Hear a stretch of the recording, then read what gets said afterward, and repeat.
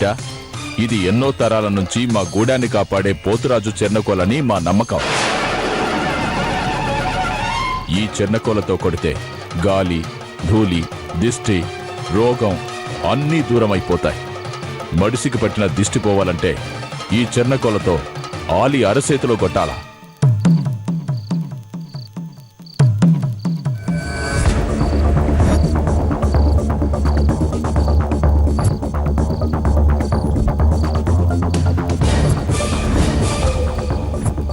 ఈ బిడ్డ మీద ఆ నాగుగాడి కన్ను పడ్డాది.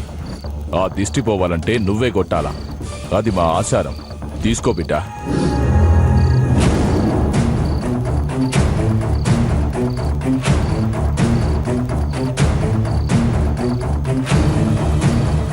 కొట్టి చీరే, దరిద్రం వదిలిపోద్ది.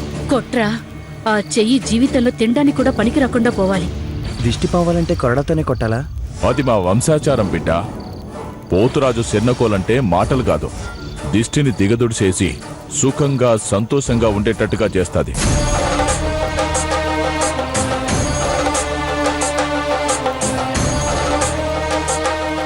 ఆడబిడ్డ దిష్టి తల్లి దీయాలా, మగబిడ్డ దిష్టి అయ్య దీయాలా, ఆలి దిష్టి పెరిమిటే దీయాలా.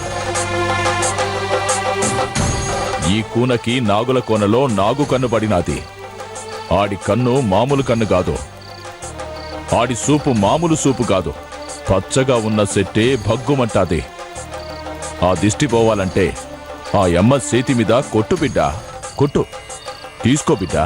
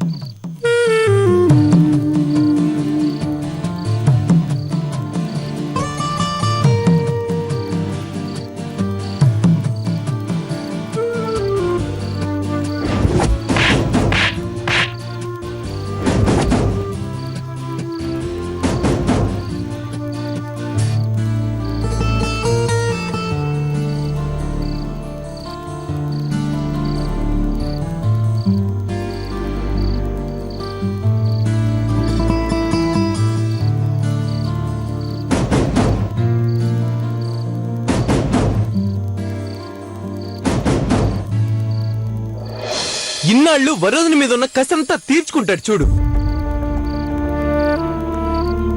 నువ్వు అన్నట్టు పార్దు వరోధుని కొడతాడు. కసితో కాదు, ప్రేమతో.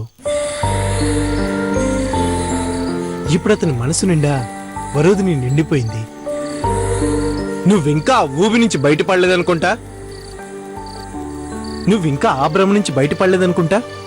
వరోధుని కసితోనే కొడతాడు చూడు. ప్రేమతో కొడతాడు. నువ్వే చూడు ఎలా కొడతాడు. నువ్వు కూడా చూడు.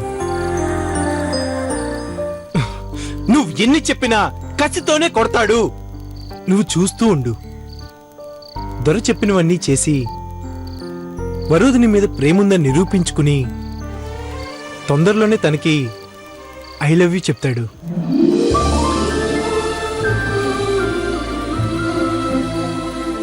బిడ్డ, నీకు నీ ఆలి మీద ఎంత ప్రేమున్నాదో తెలిసిపోనాది.